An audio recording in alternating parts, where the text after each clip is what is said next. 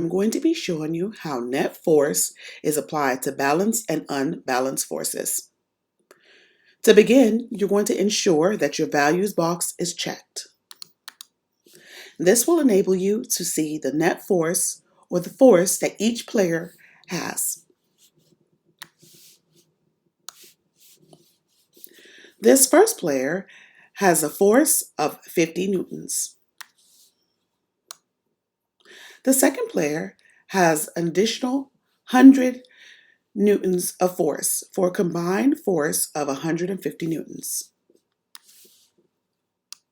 This player has a force of 50 newtons.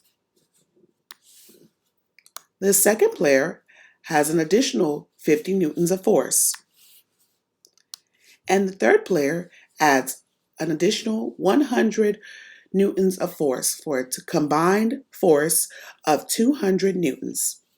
Now let's press go and see which way the tug of war moves.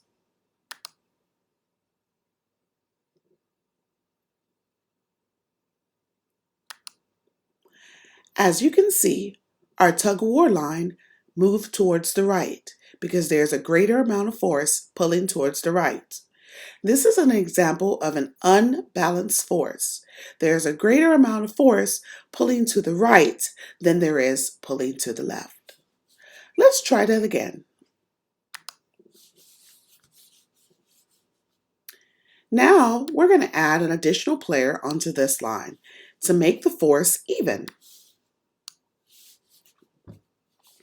Now there's 200 newtons of force on the left and 200 newtons of force on the right. What do you think will happen?